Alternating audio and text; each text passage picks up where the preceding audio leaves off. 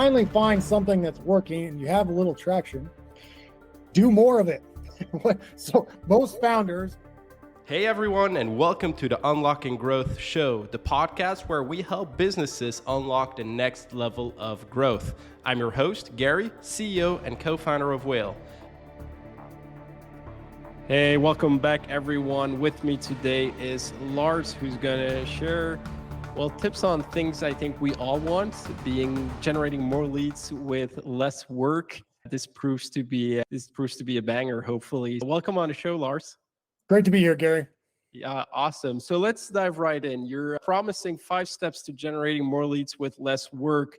Give us the high-level overview of basically why you want to talk about this topic, what makes you the subject matter expert, and then we'll dive into the specifics right after. Yeah, so I spent a good chunk of my career generating leads, generating traffic. I came up through marketing, running my own company now, but I spent a lot of time in tech and startup marketing, owned lead quotas for a good chunk of my career. I had very hard goals I had to hit month in, month out, year in, year out. Tens of thousands of qualified B2B leads we were doing at one point.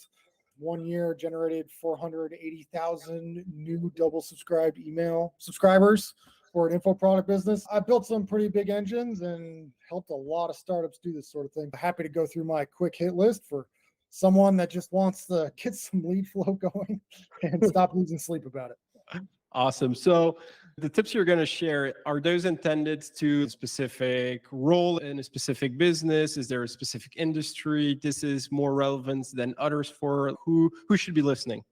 Yeah, so most of this is going to apply to B2B, some overlap with B2C, but anybody in a startup, anybody in tech on the marketing side, a solo founder, even a pair of co-founders, they're just trying to bootstrap their business. Anybody that has to get their lead engine actually going or growing, I think is going to take away some things from this.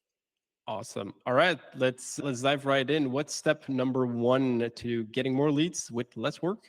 Yeah, the first tip I give pretty much, and this applies particularly to founders in the early stages, the first tip I give is pick a channel that fits you. Because the honest truth about B2B is that every channel works. Every channel works. You can do cold email, you can do events, you can do co-promotions, you can do webinars, you can do SEO, you can do all the inbound stuff, you can do social. It's just endless, right? It all fucking works. So the trick is to find a channel that you're going to want to spend some time with over the next couple of years. Teams tend to fail when they get in a channel, they play around for a few months, they get exhausted, bored, strung out, they hate it, and then they go move on to something else. And generally, since it all works to some degree, generally founders and early marketing teams have the most success when they're willing to work through that learning curve and stick with a marketing channel over the long term for a few years and give it a chance to build up some momentum and traction.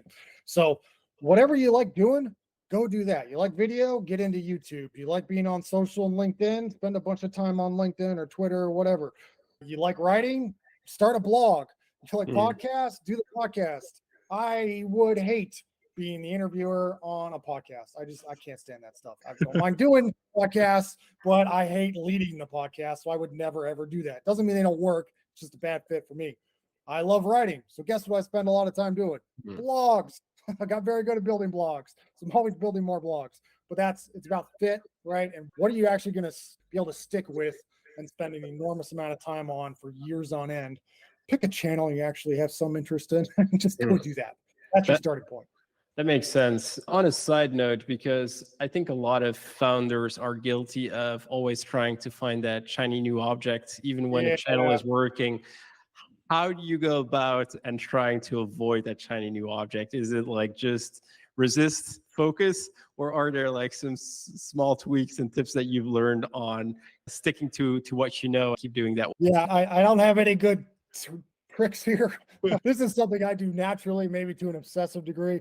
I love focus. I love just doing one thing, probably maybe even to my detriment sometimes. So I don't have any trouble bouncing around between channels. I'm in a long-term partnership. I'm the partner that will gladly throw things out. That's how I love clearing out the house. I love clearing out to-do lists just by deleting everything and getting rid of it. So I don't personally have a hard time with bouncing between channels. I'm still excited by SEO, and everybody says SEO is dead, and I think they're all lying. But anyway, SEO is definitely not cool anymore. And I definitely don't have any, I don't get drawn into the new cool things too often. But I would say usually I do have one trick is even if you're someone that's drawn to the new stuff, that's fine. Just make sure it's a minority of the time, right? If you try not to do it at all, you're just going to break eventually, and then it's all going to come flooding out, and you're going to spend way too much time, right? It's kind of like investing. Like everyone does some crypto, some individual stocks, some IPO, whatever, risky stuff that most people probably shouldn't spend any time doing, but we all do it a little bit.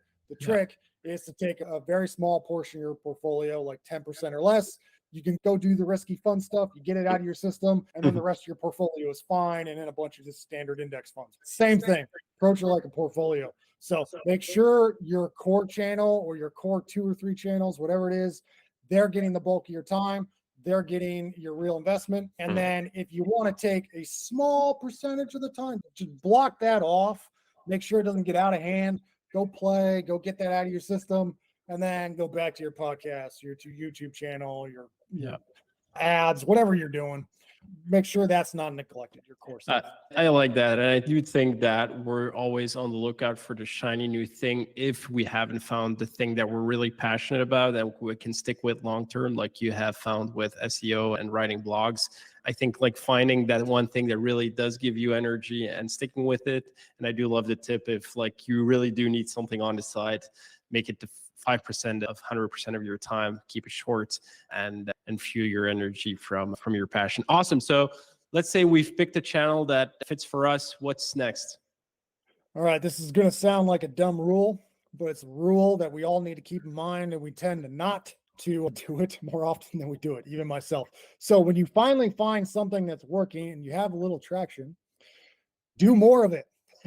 So most founders, when they're getting stuck on marketing or growth of their business, they come to me and I say, look, I ask them a couple cool questions, what's working and what's not. And the answer is usually some version of take the one thing that's working and go do more of that.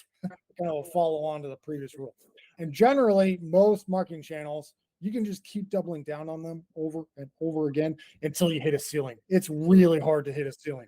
If you're some massive hot VC-backed tech startup, you're about to IPO and you've saturated a bunch of channels already. Okay, yeah, maybe you really need to get into some new stuff from scratch. But for the rest of us, there's a long way to go before you truly tap the potential of really any channel. They're so big. I've been doing SEO for so long and so many years, and I still haven't scratched the surface. And there's so much opportunity in front of us, right? You just double down, take what's working, do more of it. Don't overcomplicate it. Again, we all struggle with this, myself included. So I get it. You're always asking yourself, what new thing? What should I change? Really, it's just taking that sliver that's working and just throwing more energy behind that. Yeah. Is there an indicator though when that saturation level is getting close? If the vast majority of cases, it's whatever you're rationalizing why it's close, and you're rationalizing why you're actually bored of whatever it is you're doing, and you want to go do something else. When it's tapped, you'll know it's tapped. There will not be any debate. Okay. Like the ceiling is hitting you like a ton of bricks. In all the massive marketing channels that I've been a part of over the time, I can't think of one example where we actually fully tapped it out. Not one.